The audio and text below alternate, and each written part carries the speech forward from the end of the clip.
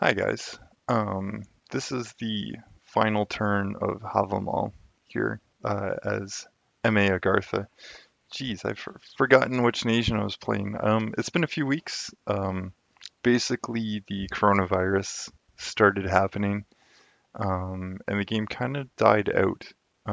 People basically agreed that Vanarus won, and we didn't actually get to like an end of game scenario. Yeah, we don't really need to look at my stuff. So the agreement that Vanarus won, Vanarus is here, maybe about here. Um, but like there's also like Tianqi's fairly large. It's just that Tianqi said he had a really tough war with Archocephaly, um, and that's kind of why him and Arco decided that Vanarus was probably in the stronger position. I don't know if that's strictly true, um, but yeah, um, just because this is the final turn, I'd like to kind of go through the game, share my thoughts. There's something at the very end that I didn't realize earlier. Uh, so apparently there was a stipulation at the start of the game, and uh, I'll. Okay, so the game channel's been deleted, but at the start of the channel, effectively there was a message saying that if you were attacked and in a losing war, you were supposed to fight to defend yourself to the last breath. Uh, and that is not what I did in this game. Rather than fighting to defend myself, I attacked the player who I really needed to back me up in the war with the player I was getting attacked and eliminated by. Um, so I technically didn't follow the rules of the game per se, uh, but that kind of rule is actually kind of bad diplomacy. Um, like my invasion of Zabalba was punishing, right? Like um, I really wanted this player to come in and attack Vanarus. He had the tools, he had the mages, he had the super combatants. Maybe he wasn't going to win that war, but he would have caused enough of a distraction that I would have been able to like put out some pressure.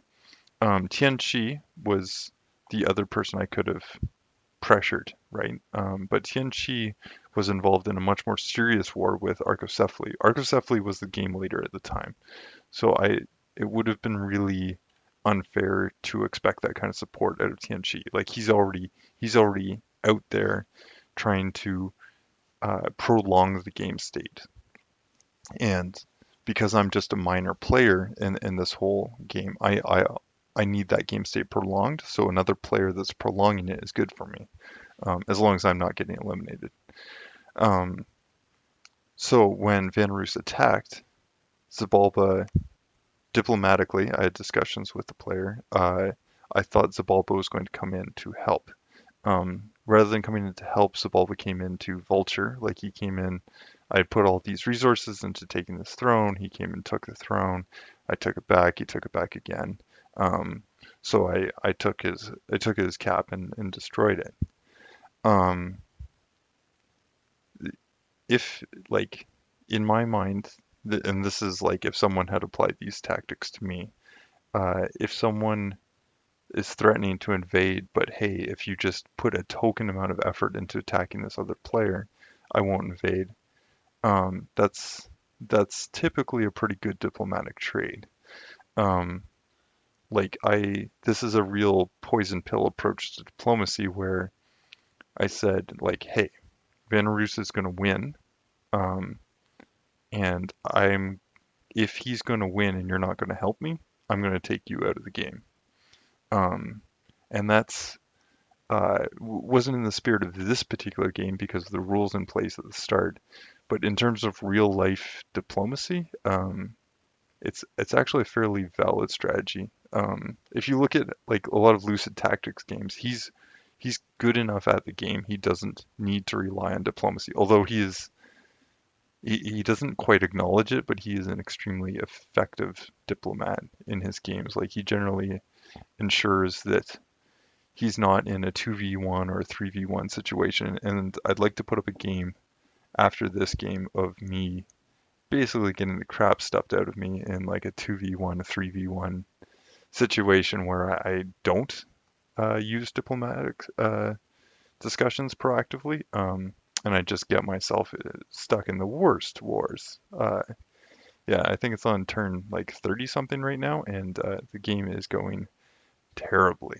Um, but it's because I'm not uh, being diplomatically effective. I'm not isolating players. I'm letting myself open on multiple fronts. Like I'm doing everything wrong. Very much the opposite of how I played this game, where I was super aggressive, super antagonistic, but I was using diplomacy constantly. So, just to rehash how things started out, open up the game, turn 13, 9 provinces. I basically just had my cap area. Um, and it's just take a province off Ashdod, take a province off Vanarus, take a province off Tianchi, take a province off Pangaea. Still at war with Ashdod, still like take a province off Zabalba. Like I took this from Zabalba. Like it was a lot of taking provinces from other players. Um, and yet I somehow, through balancing things and making things in people's best interests, managed to keep my wars somewhat sane. At least there, I was always in a generally in a 1v1. So when I was going in on Ashdod, it was really just Ashdod messing with me. However, as Ashdod went down, to Zabalba, actually, um, Pangaea that was giving me heat because he didn't like that I was taking his provinces.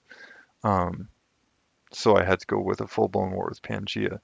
When I took a province from Vanarus and took a province from Tianchi, that never escalated into a full-blown war because it wasn't diplomatically advantageous for those players to launch that war. So it just kind of simmered. Pangaea wanted, well, okay, first off, Ashdod. Where's Ashdod here?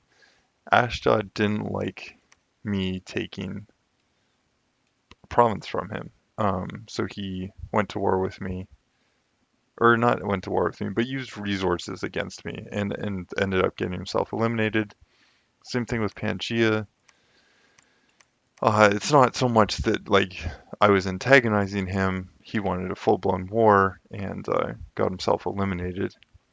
Um, and then the third player, so Vanarus, comes in, and I was kind of disheartened at that point. Like maybe I could have tried to work against him, but it was going to be a lot of rating pressure, and he had this huge surface area on me. And I didn't really have thugs that could counter his thugs. Like I didn't have efficient armies. I had a powerful army, but I didn't have an efficient army, and I couldn't cover territory well.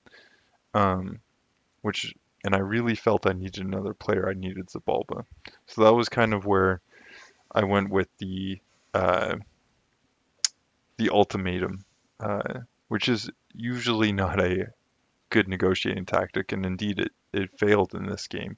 But the ultimatum of like, look, either you help me in this war, or I'm just going to come to take you out.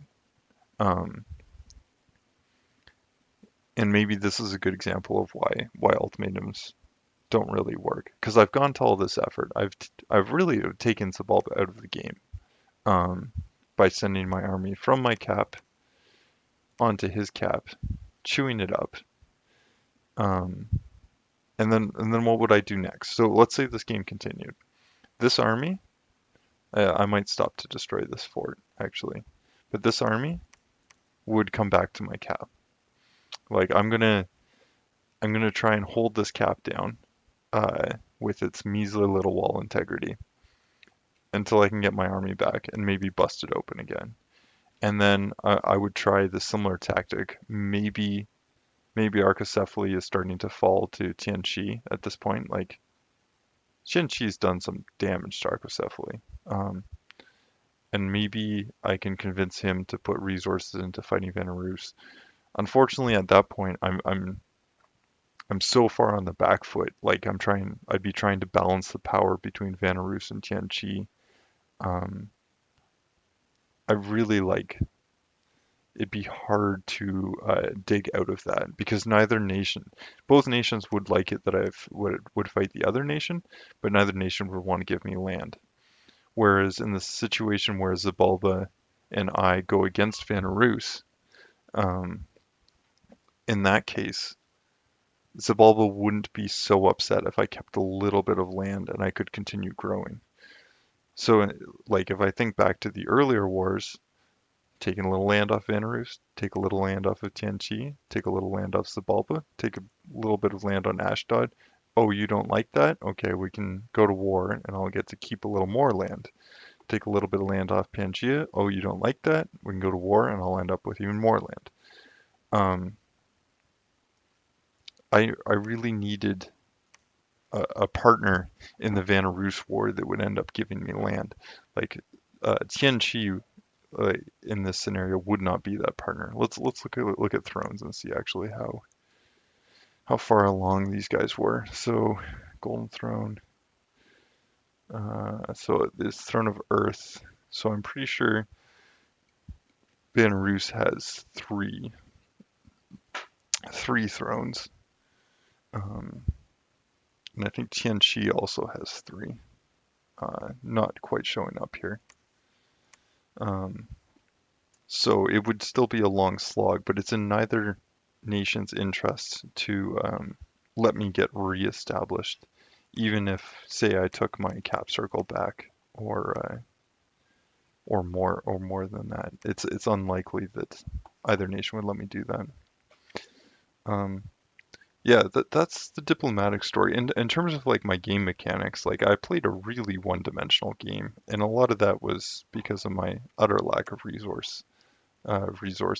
Like I'm very bad at buffing, um, point buffing units, and I don't really understand how to play that way. Um, I love the Mind Blasters. I really like my Rock Throwing Sacreds. I love the ability to pop forts quickly. Um, so that was fun and interesting. I enjoyed taking advantage of those. But like at the end of the day, these guys are to throw magma bolts. Like I didn't I didn't see anything um, that I really wanted to be using here. Like what was I going to use? Magma eruption? Like I throw a fire gem on these guys? Like sure I can do that.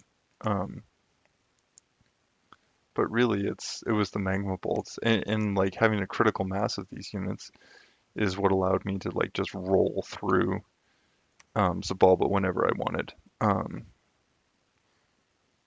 but it's so one-dimensional, and that's why I like fighting against these tricked out Van Jarls from Vanarus was just going to suck without support from someone that had like super combatants or or mobile raiders, which is exactly what Zabalba would have had before I destroyed most of it.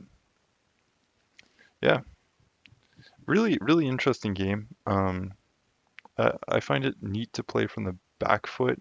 It's actually Dominions can be pretty tedious when you're in that dominating position and you have a lot of stuff going on, and rather than this one little doom stack, like you're managing many armies trying to like mop up Pangaea is the closest I got to like actually playing traditional Dominions in this Dominions game. Yeah, so definitely enjoyable experience. Really, and if anyone's actually watched the end, I really appreciate it. It's awfully cool having a couple of people watch these videos, especially the players in the game. So if you were playing in this game, great game. Really appreciate playing with you. Everyone was a blast to play with, and look forward to playing with you in the next one. Thanks. Bye.